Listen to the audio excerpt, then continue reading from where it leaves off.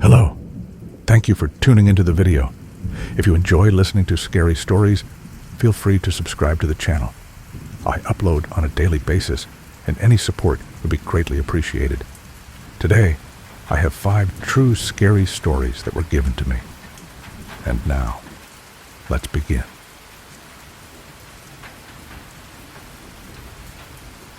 This happened to me about a decade ago. I used to do night shifts at a gas station just off the interstate. Boring job, mostly. Ring up truckers, stock shelves, mop up spilled soda. I liked my job, until the night I met him. It was around 3 a.m., dead quiet. No cars at the pumps, no headlights in sight. I was leaning against the counter, half watching some old action movie on the tiny TV behind me, when the bell above the door chimed. A man walked in. Tall, thin, maybe mid-40s. He was wearing an old brown jacket, the kind that looked stiff from years of wear, and a baseball cap pulled low over his face. He didn't go to the coolers, didn't grab a snack, just walked up to the counter and stared at me. "Bathroom?" he asked. I nodded toward the back. "You need a key. It's hanging right there." He didn't reach for it, just stood there for a second, like he was waiting for something.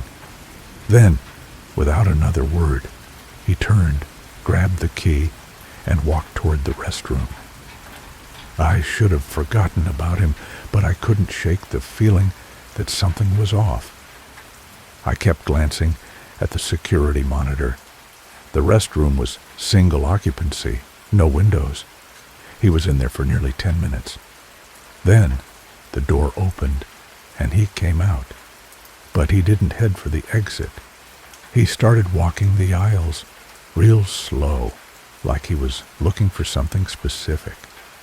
He picked up a bag of chips, put it back, stared at the coffee machine for too long. Then he just stopped. Stood at the far end of the store, half hidden behind a shelf, and watched me. I pretended not to notice, but my stomach was twisting. I told myself he was just some weird loner, maybe homeless, maybe tired. But then he moved, not toward the exit, toward the counter. "You work here alone?" he asked. I forced a laugh. "Nah, my manager's in the back." It was a lie. I was alone, but I wasn't about to tell him that. His mouth twitched, like he almost smiled. "That right?" He reached into his jacket, and I swear my heart stopped. But instead of a weapon, he pulled out a $5 bill and slid it across the counter. "Pack of smokes," he said. I grabbed a pack, rang him up fast. He didn't take his change, just took the cigarettes, walked to the door, then stopped. He turned his head slightly, just enough for me to see part of his face under the cap. "You should lock that bathroom," he said. Then he walked out. I watched him through the window as he crossed the lot, but he didn't get into a car. He walked past the pumps, past the streetlight, and disappeared into the woods behind the station. I locked the doors after that. An hour later, I got curious. I grabbed the key, went to check the bathroom. The first thing I noticed was the mirror. Someone had wiped a streak through the condensation, like they'd been watching themselves in it. Then I saw the vent above the toilet. The metal grate had been removed and set carefully on the floor. Inside, there was a backpack. I don't know why I opened it. I think some part of me already knew what I'd find. A change of clothes, cans of food, a hunting knife, and a roll of duct tape. I locked the bathroom called the cops. They checked the woods, but he was long gone. They said he'd probably been living in there for days, maybe longer. I quit the next morning, but sometimes, when I stop for gas late at night, I still catch myself checking the bathroom vent, just in case.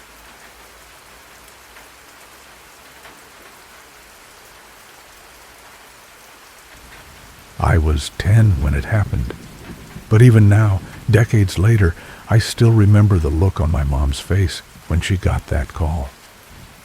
It was a normal evening. I was sitting on the floor in the living room, half watching TV while playing with some action figures. My dad was in his recliner, flipping through channels, and my mom was in the kitchen cleaning up after dinner. My older brother Alex wasn't home. He was 16 and had his own life. I think he was hanging out with friends that night, but I honestly don't remember. The phone rang, and my mom answered casually, drying her hands on a dish towel. But within seconds, her whole demeanor changed. I remember how her voice caught in her throat before she gasped, "No, what? Oh my God, no." My dad and I both looked up. She started crying, clutching the phone so tightly that her knuckles went white. She kept saying, "Where? When?" in this frantic voice, and I felt my stomach twist, even though I didn't fully understand what was happening. My dad was already getting up, moving toward her. When she finally hung up, she turned to us, pale and shaking. "We have to go to the hospital," she said, barely able to get the words out. "Alex, he was in a car crash." The world kind of slowed down for a second. Dad jumped into action, grabbing his keys, not even questioning what she'd said. I just sat there, stunned, because it didn't feel real. One minute everything was fine, and the next, my brother was in a hospital somewhere, maybe dying, maybe already. I didn't let myself finish the thought. We were just about to walk out the door, my dad ushering my mom and me outside, when headlights swept across the driveway. A car pulled up, and Alex got out. Not injured, not bloody, just normal, like nothing had happened. "What's going on?" he asked, confused. "Why is Mom crying?" My mom stopped so suddenly that my dad had to grab her arm to keep her from falling over. I remember her whispering Alex's name like she didn't believe he was real. "There was a call," Dad said, frowning. "Someone said you'd been in an accident. We were on our way to the hospital." Alex looked between them, bewildered. "I'm fine. I wasn't in an accident. I was at Danny's house." Mom was still crying, but now it was a different kind of crying. Relief mixed with confusion, anger, fear. Dad was already pulling out his phone. "I'm calling that number back." We all stood there in the dim porch light as he redialed. He put the phone on speaker. A robotic voice came on. "This number is no longer in service." What the hell? Mom checked the caller ID. It was a local number, but one we didn't recognize. Dad tried again. Same result. Disconnected. Mom, still shaking, said, "Call the police." By the time they arrived, I had fully wrapped myself in a blanket on the couch, watching the adults talk. 2 officers stood in our living room as my parents explained what had happened. The cops looked as confused as we were. Then, one of them said, "Do you mind if we take a look at your car?" Dad nodded. We all went outside. The officers shone their flashlights over the vehicle, checking the tires, the windows, the undercarriage. Then one of them crouched by the driver's side and frowned. He called his partner over, and they spoke in hushed voices before one of them turned to my dad. "Sir, when's the last time you checked your brakes?" Dad's brows furrowed. What do you mean?" The officer stood up, dusting off his hands. "It looks like they've been tampered with.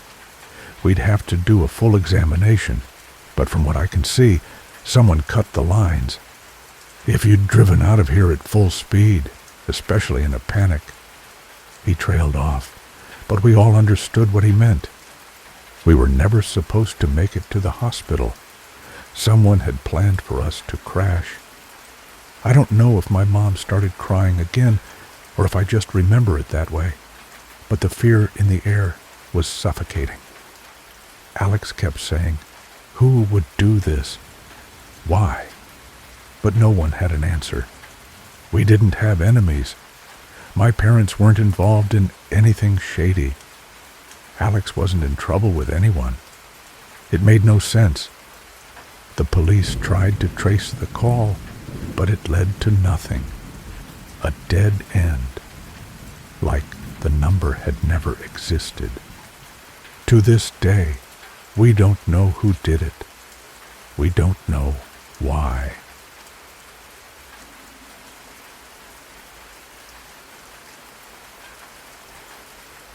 I've been renting out my house on Airbnb for a few years now, just to make some extra money. I don't do it full time, just here and there when I know I'll be staying at my girlfriend's place or out of town for work. It's an easy gig for the most part, until last week when everything went sideways. I live in a quiet neighborhood in San Diego, and I keep the place in good shape. Last week, I had a booking from a guy named Peter. His profile looked normal enough, no reviews, but that wasn't unusual. Everyone's a first-time renter at some point. He booked for 4 nights, paid up front, and even sent me a polite message thanking me for accepting his stay. I handed over the keys on Monday morning, then went to stay at my girlfriend's place across town. The first 2 days were uneventful. No weird messages, no complaints from neighbors. By Friday morning, I got the automated checkout notification from Airbnb. I usually give guests until noon before heading over to clean up and reset the place for myself.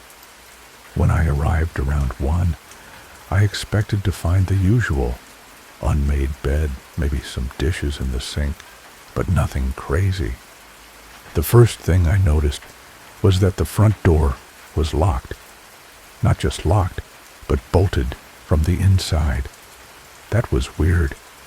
I always told guests to lock up when they left, but the deadbolt could only be engaged from inside.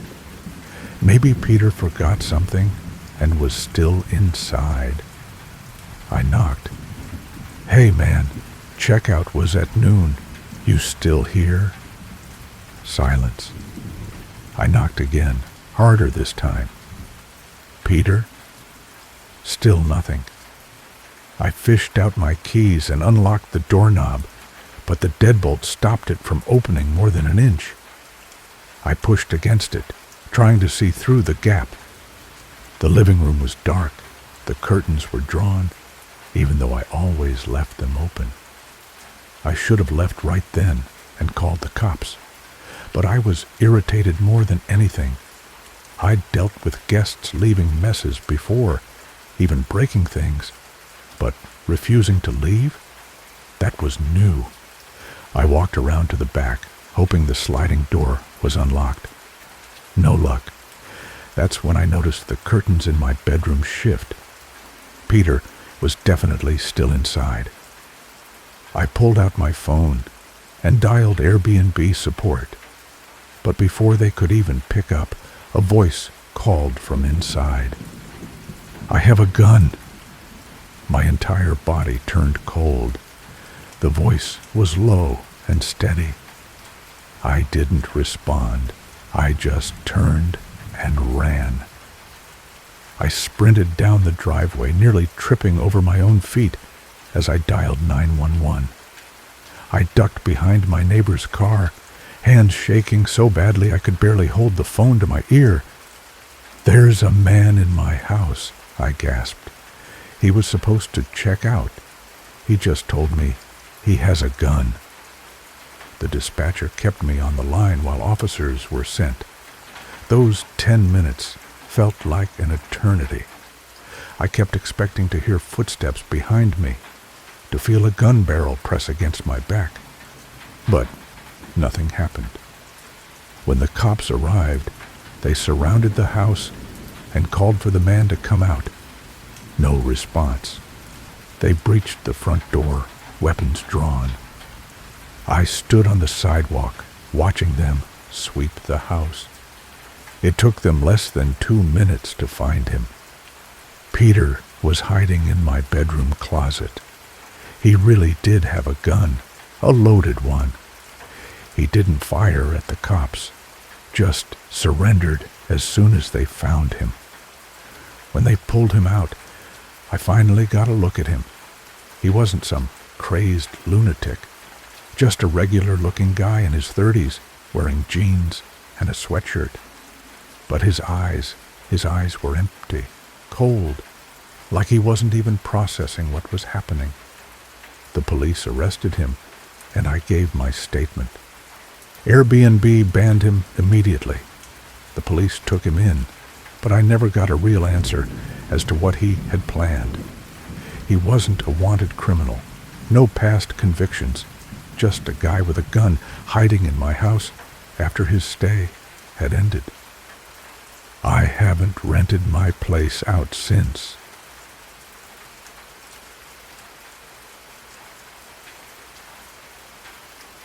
I don't know why I agreed to house sit for my uncle. I mean, sure, he offered to pay me, and I figured a week in a remote cabin in Washington might be a nice break from the city.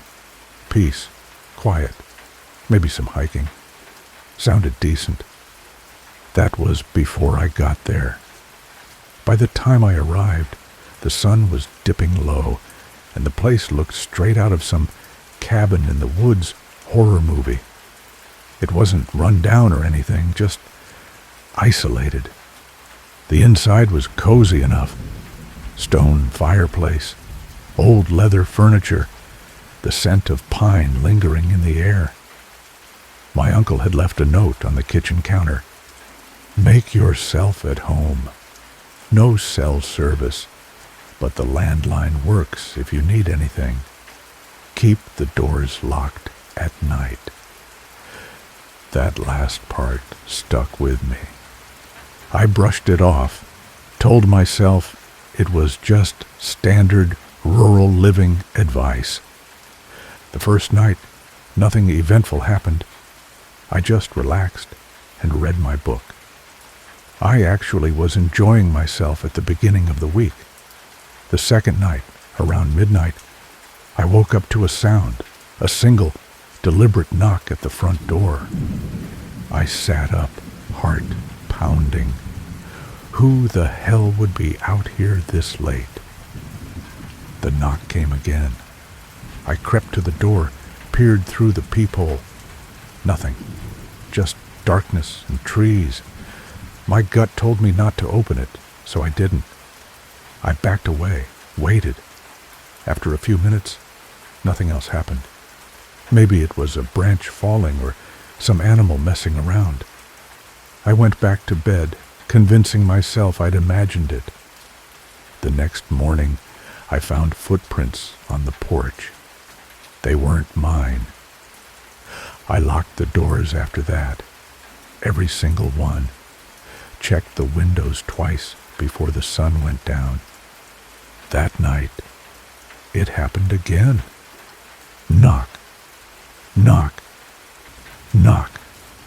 I held my breath, gripping the fireplace poker I'd dragged into my room just in case. I didn't check the peephole this time. I didn't move at all. Just waited after what felt like an hour, I heard something else. Footsteps, heavy, shuffling steps moving around the cabin. Then, silence. I barely slept. When the sun came up, I checked outside. More footprints, circling the cabin this time. I tried the landline, but the damn thing was dead. I would have left right then, but my car wouldn't start. I swear it had been fine the day before. Now, nothing. Not even a click. Was this some sick joke? Had the person who was pacing around the cabin each night drained my battery or messed with my car? That night, the knocking didn't come. Instead, I heard whispering right outside my window. Low, unintelligible murmurs like a conversation just barely out of earshot. I stayed in bed sweating, clutching that fireplace poker like my life depended on it. Then, around 3 a.m., something pressed against the window, a shadow, a shape. I don't know what it was, too dark to tell, but it was there, breathing. I don't remember falling asleep, but at some point, exhaustion must have won. When I woke up, the sun was up and the window was open, just a crack. I ran to my car, tried the ignition one last time. It started. I didn't question it, didn't check for footprints. I just left. My uncle called me later, said the landline had been down because of a storm. I didn't tell him everything, just that I wouldn't be house-sitting again. He laughed, said he understood. Then he got quiet for a second and asked, "Did they knock?"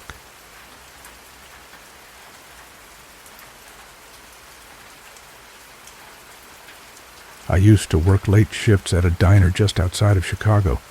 Not the nice part either, the kind of place where cops sat with their backs to the wall and truckers kept a tire iron within reach. It wasn't the worst job, but it paid like it was. Most nights, it was just me, an old cook named Ronnie, and a handful of regulars who never spoke much. One night, around 2 a.m., I was wiping down the counter when a guy walked in. He had this pale, stretched, thin face, and his eyes locked onto me like he was sizing me up. "Coffee," he said, voice flat. No pleasantries, no small talk. I poured him a cup, and he just sat there, staring at me without drinking it. I forced a polite smile and went about my business. Every time I glanced his way, he was still watching. Not in a flirty way, not like a drunk trucker looking for company. Just watching. About 20 minutes passed before he finally spoke again. "You live close by?" I hesitated, pretending I hadn't heard him, but he repeated it. "Do you live close by?" I faked a laugh. "Oh, around." He smiled at that, but it wasn't friendly. "You walk here?" That's when my stomach dropped. He wasn't just making conversation. He was gathering information. I shook my head. "Nah, got a ride." He smiled. "That's good." Ronnie must have noticed my discomfort because he stepped out of the kitchen, wiping his hands on a rag. "Everything good out here?" The guy barely acknowledged him, just took a sip of his coffee, eyes still on me.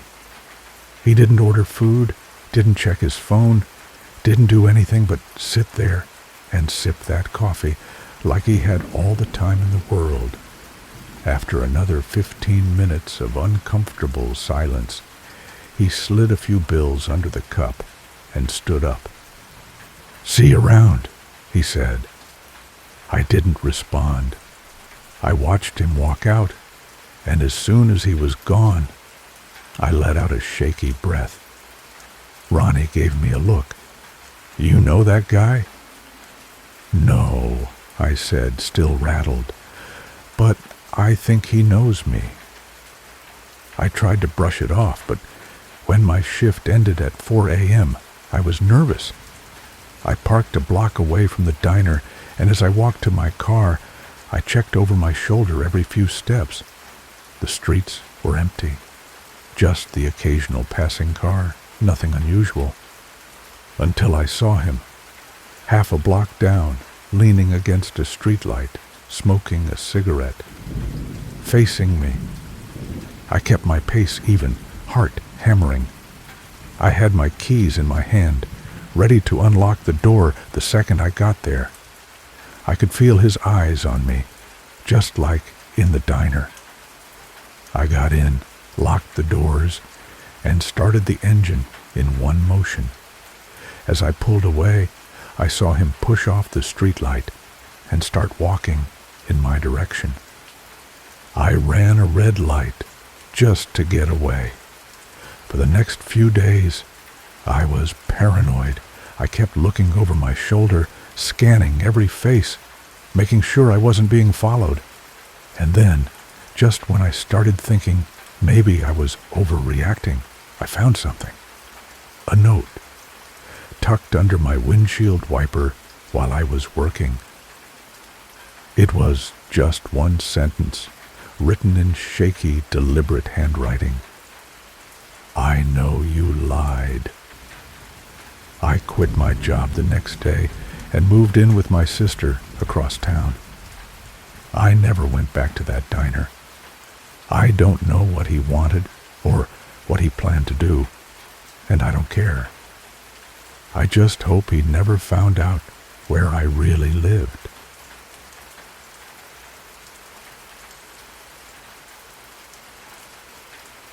I used to work nights as a security guard at a construction site on the outskirts of Denver.